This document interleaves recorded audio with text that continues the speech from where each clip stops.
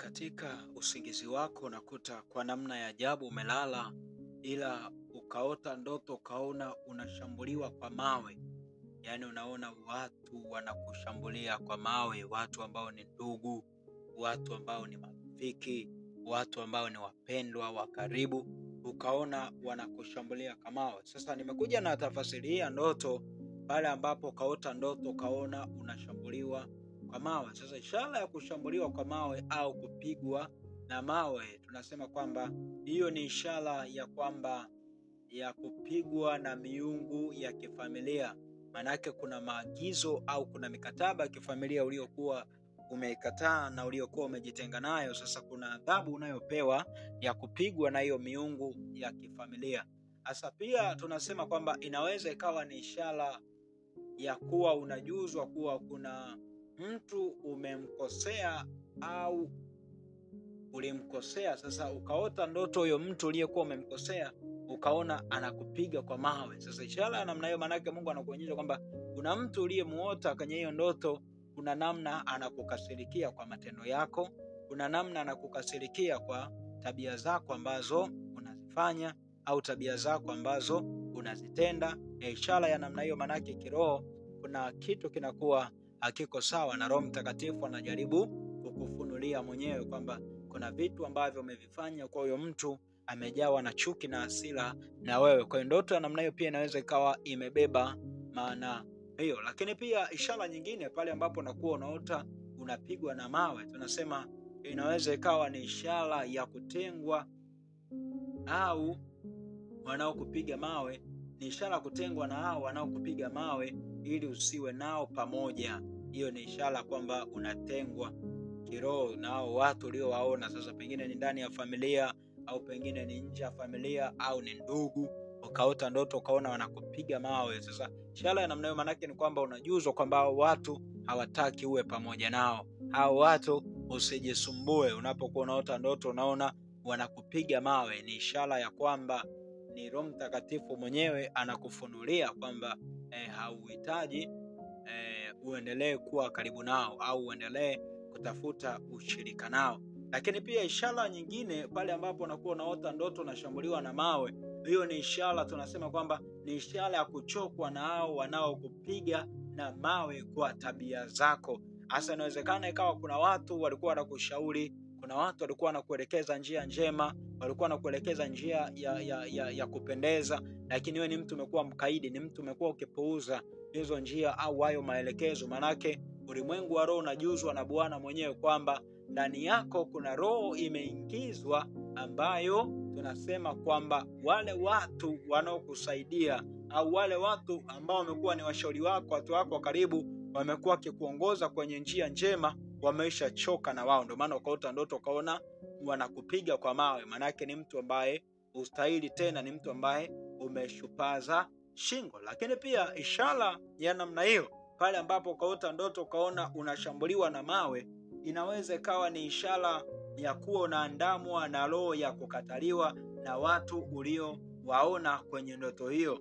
Ishara ya namna hiyo pale ambapo unaiona pengine unataka kuwa na mahusiano na mtu, ukaota ndoto ukaona na kupiga na mawe, manake huyo mtu hahitaji tena ushirika wako baina yako wewe na yeye. Au ukaona kuna huduma unataka hudumu sehemu, ukaona watu wanakupiga mawe, manake ni kwamba watu wa namna hiyo hawahitaji ushirika wako baina yako wewe na wao. Kwa mujibu wa kile kitabu cha Kumbukumbu la Torati 21 na mstari wake wa 18, maandiko matakatifu yanasema wazi pale ya kwamba mtu akiwa na mwana mkaidi, mshupavu, asiyetii sauti ya baba yake wala sauti ya mama yake, nao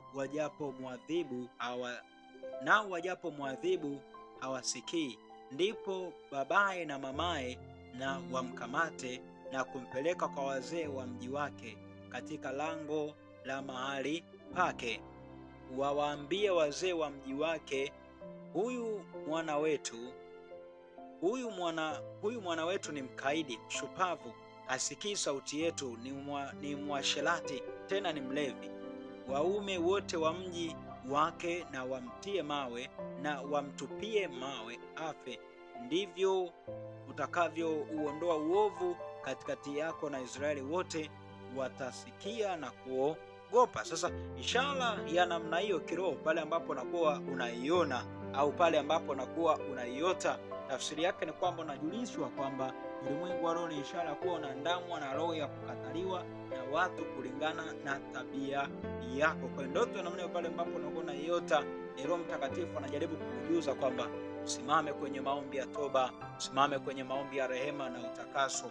Lakini pia ishara ya namna hiyo, pale ambapo unakuwa unaota unashambuliwa na mawe, hiyo ni ishara ya kukataliwa na watu wanaokupiga na mawe. Hiyo ishara ya kukataliwa hiyo, pale ambapo unakuwa unaona unashambuliwa na mawe, hiyo ni roho ya kukataliwa automatic nao watu ambao wanakupiga na mawe. Wala usihitaji ukaribu nao, wala usihitaji kutafuta kujipendekeza, manake ni Roho Mtakatifu anakujuza wazi kabisa kwamba watu hao wameisha kukataa, wala usijisumbue tena kuwa pamoja nao.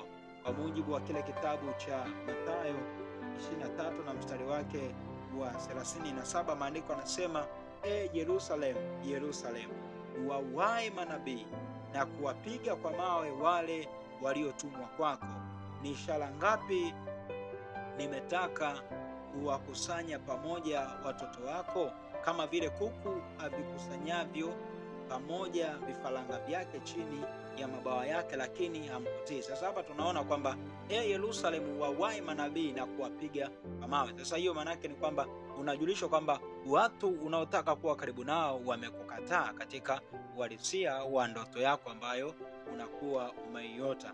Sasa ishara ya namna hiyo pia unahitaji usimame sana katika maombi. Lakini pia ndoto hiyo hiyo unapokuwa unaota unaona unashambuliwa kwa mawe, ni ishara ya mpango wa kutaka kuua maono yako. Pia ishara ya namna hiyo maana yake ni kwamba kuna maadui wanataka kuua kile kitu ambacho Mungu amekipanda au amekiweka ndani yako. Maana yake kuna maadui wanataka wakiangamize au wanataka wakisambaratishe kabisa. Kwa mujibu wa kile kitabu cha Matendo ya Mitume 14 na mstari wake wa 19, maandiko yanasema, lakini Wayahudi wakafika toka Antiokia na Ikonio wakawashawishi mkutano, hata wakampiga kwa mawe Paulo, wakamburuta nje ya mji wakidhani ya kuwa amekwisha kufa. Sasa katika usingizi wako, baada ambapo unakuwa unaota ndoto ya namna hiyo, unaona kwamba unashambuliwa na mawe, hiyo inaweza ikawa pia ni ishara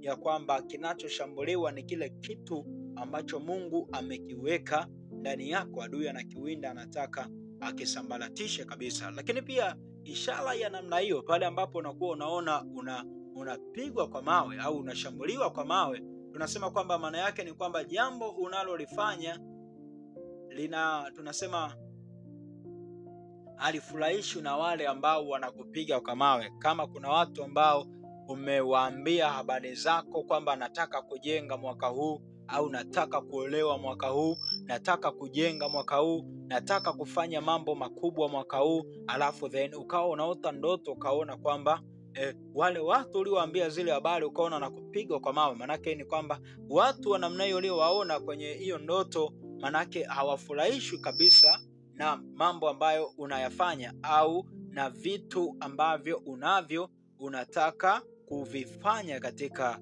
usingizi, katika maisha yako ya uhalisia, kwenye ndoto uliyoiota katika usingizi wako. Mungu akubariki, Mungu akutunze. Ninakutakia wakati mwema. Ukihitaji msaada wa kiroho katika madhabahu yetu hii, namba zetu za WhatsApp ziko hapo. Ninakutakia wakati mwema. Shalom, shalom. Maranatha. Asante sana.